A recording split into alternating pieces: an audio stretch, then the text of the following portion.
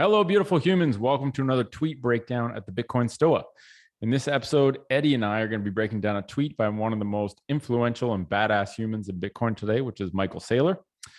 Current Moscow time is 1582 at 7:06:049.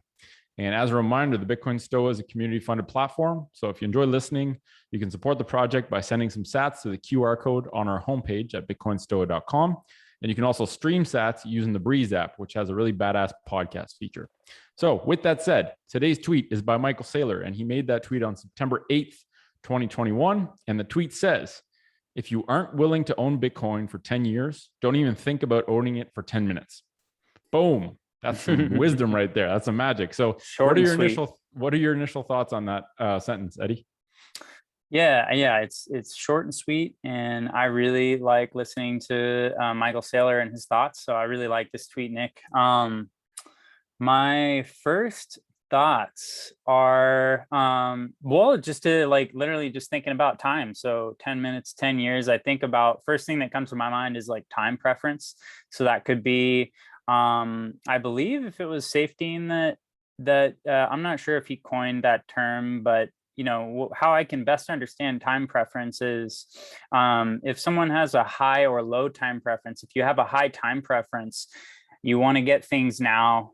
You like to get things quickly. And if you have a low time preference, you don't need it right away. You have a little bit more, let's just say, freedom with time and needing things. But it does make me think about that. And it also just makes me think about like one of the reasons that I was initially pulled into Bitcoin, and that was just because of the price. But my point is that it's not a get rich quick scheme, that it's much more deeper than that. And that's, I think, what this tweet is trying to relay.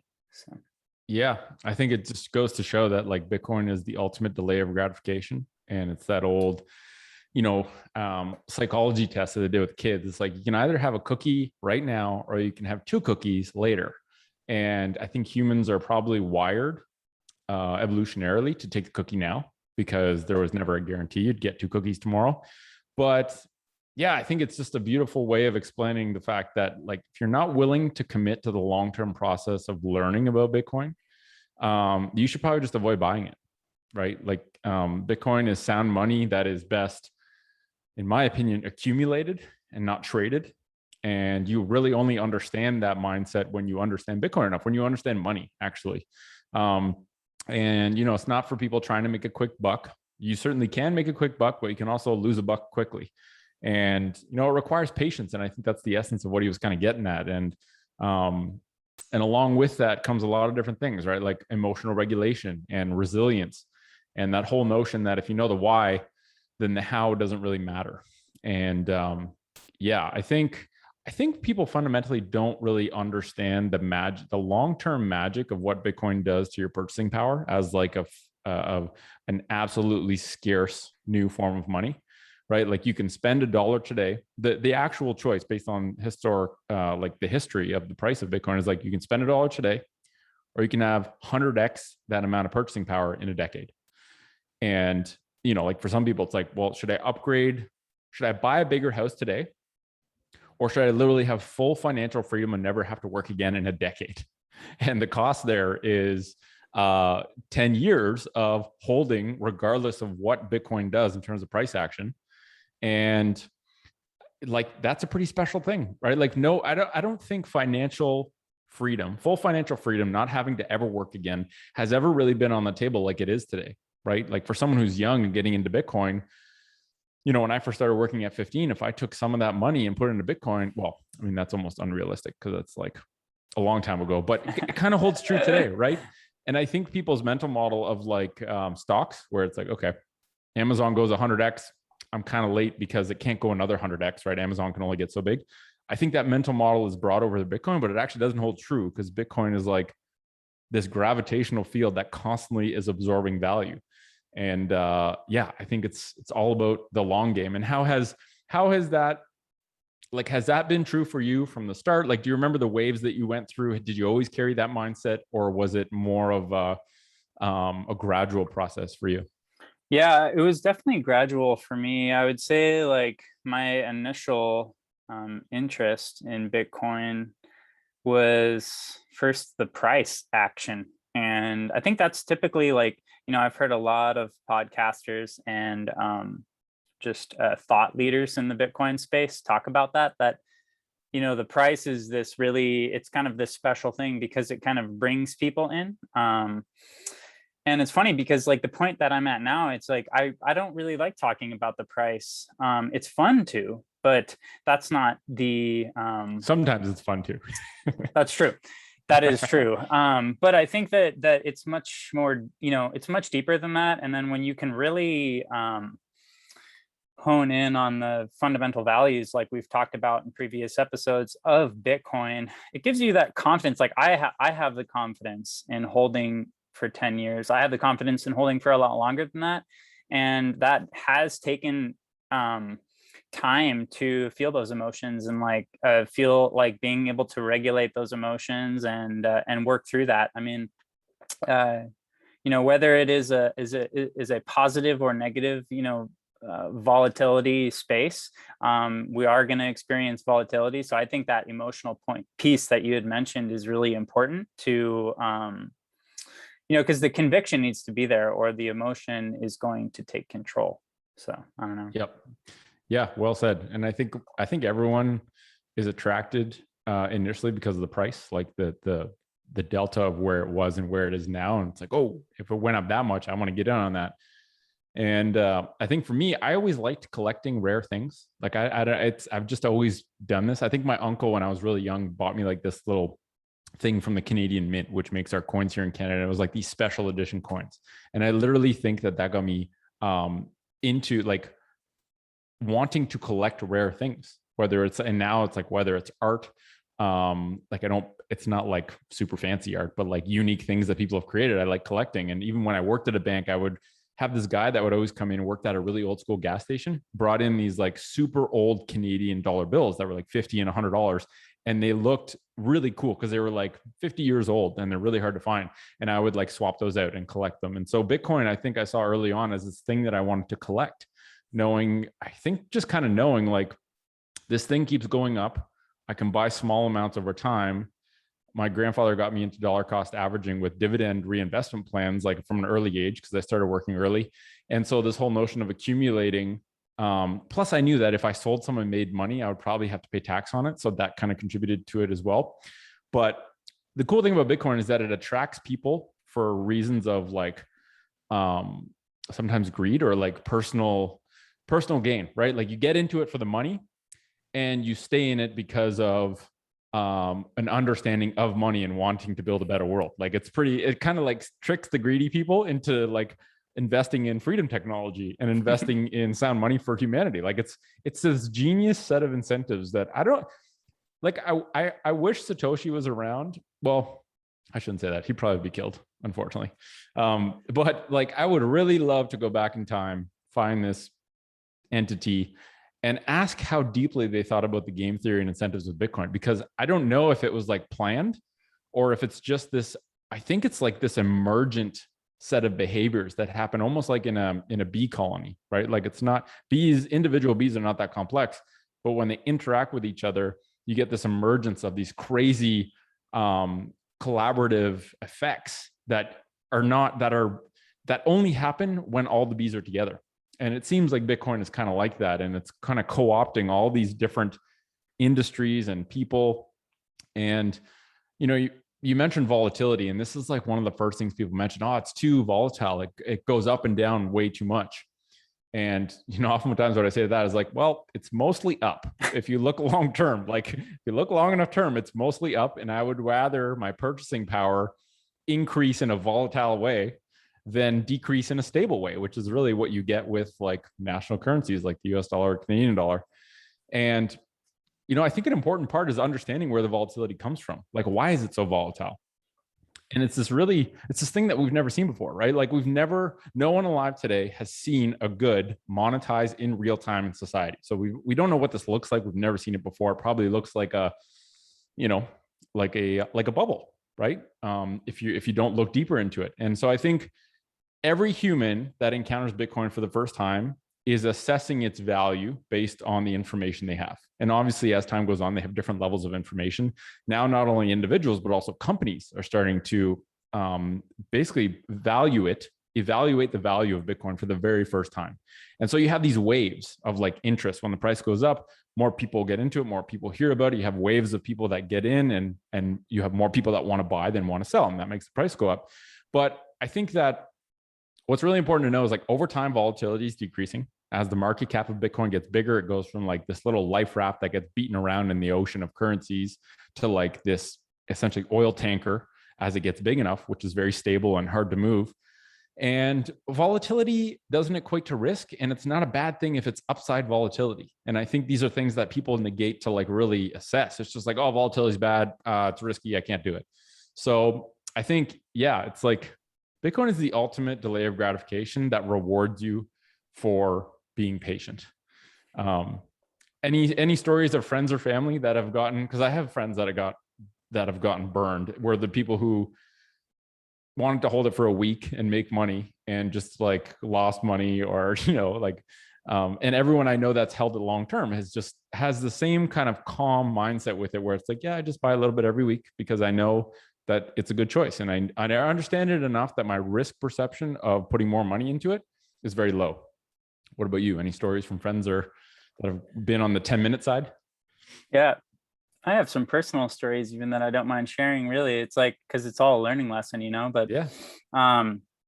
yeah, I mean, just a few points that I really liked, that you had mentioned, Nick, is like in terms of just like wanting to buy things that hold value, or that could, possibly keep value or store value.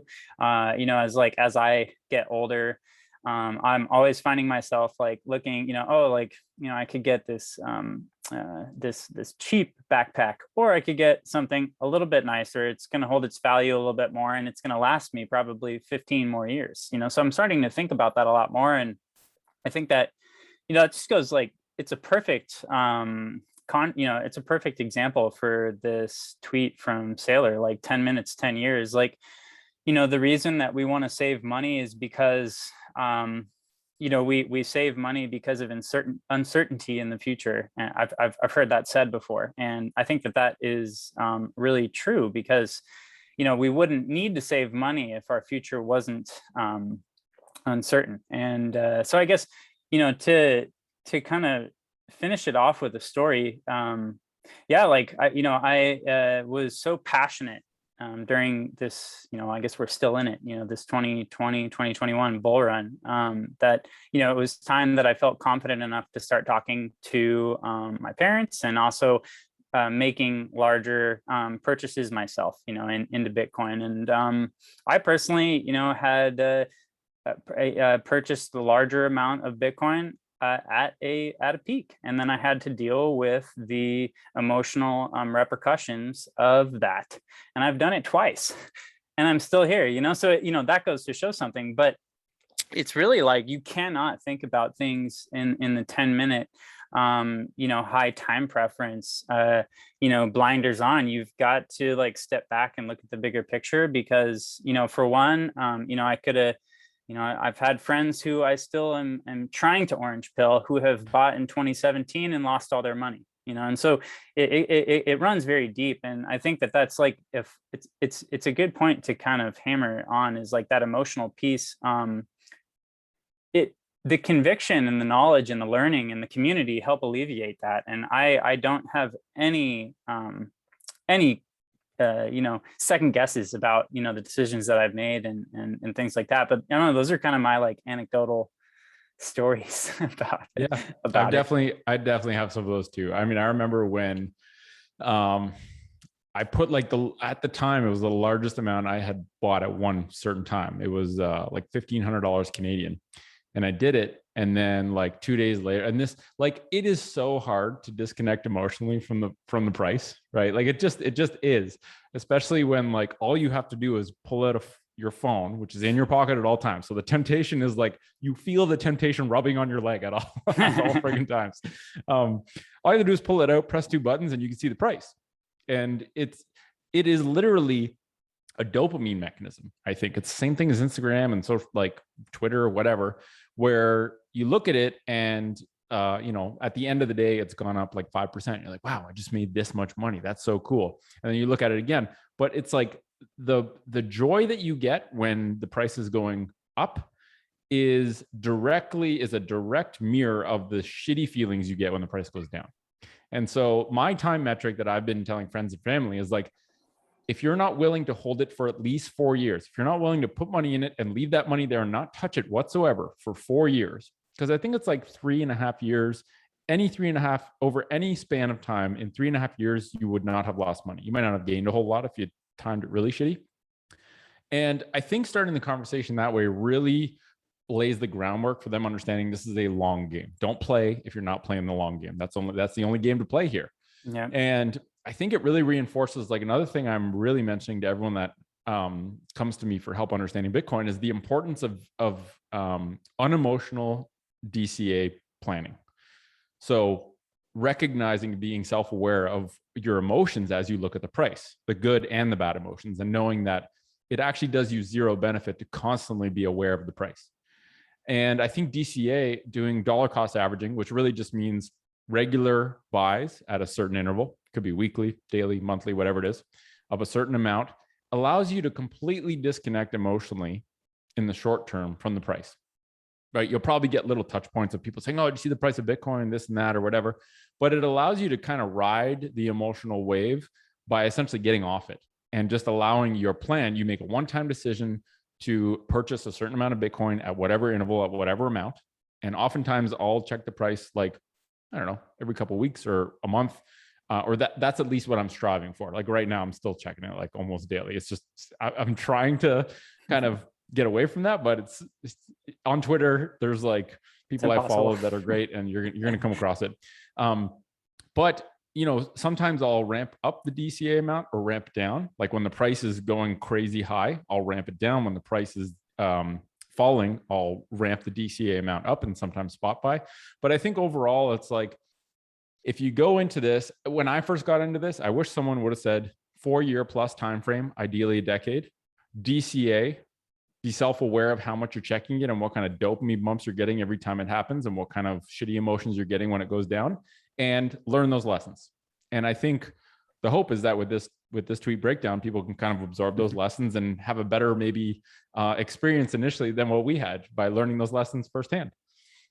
Yeah, man, I think that's a really good point, just because it kind of like just brings up one last point that I had, is that like when I am talking to people, again, it just goes right back to the same thing. Like, this is not a get rich quick scheme. It's like it's a get rich slow scheme. it's a get rich slow scheme, but it's like, hey, like in today's day and age, like, I there are so many articles that I read where it's like the average American has no savings, has no money in their checking account. So it's like, like, let's go, everybody. Like, we got to think about our future. We got to take, dollar cost averaging, I'll just add, is the best way to minimize any like losses. And it's like the best way to accumulate Bitcoin, just because you're not going to be spot buying. So you're not going to be at the mercy of any swing in price. And so I think that, like, yeah, Nick, that's a really great thing to mention. And on top of that, just to keep in mind that, the past 12 years, we've seen those 3.5, 4-year cycles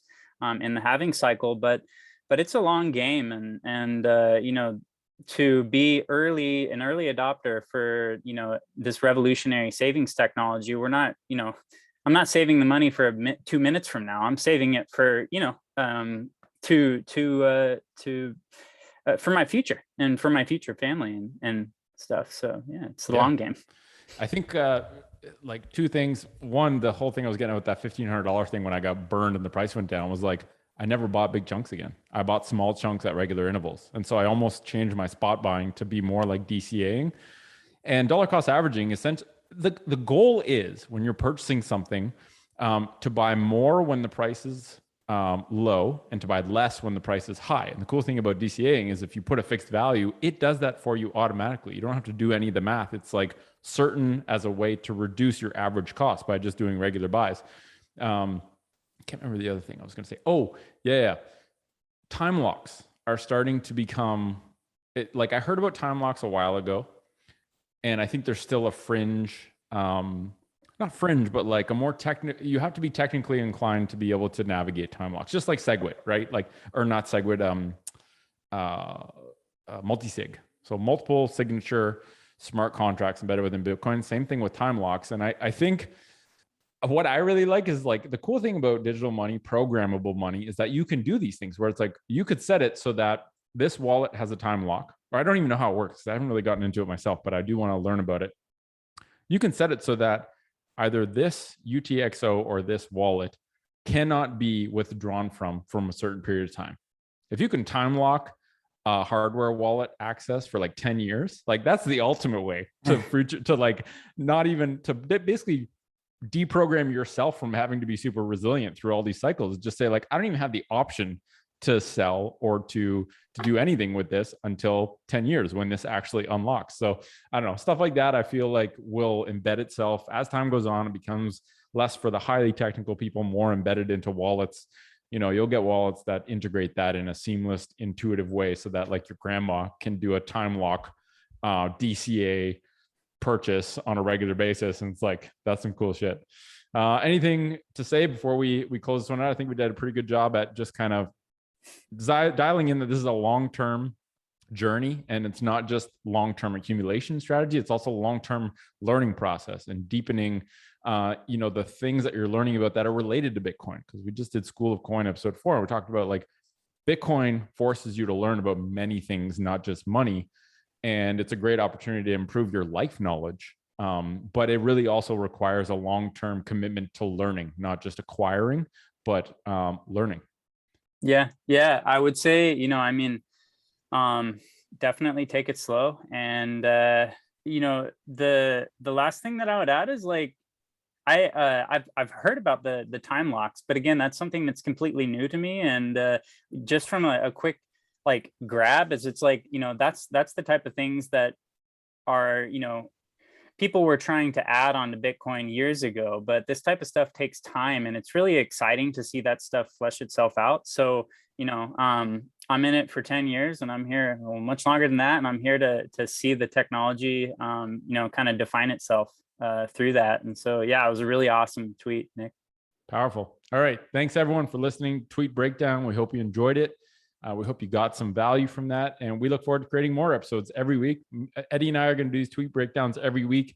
And the eventual goal is for more contributors to do tweet breakdowns, like 2 random people that have a good tweet and want to record a breakdown. If you send it and it aligns with kind of what we're doing at the Stoa, we'd love to post it at the Stoa, like make it available at the Stoa, and also eventually compensate creators for submitting permissionless contributions to the Stoa. That's kind of what this whole thing is about, is a community funded project that gives us resources to fund different contributors who want to put awesome stuff out there in one central platform that anyone can come to.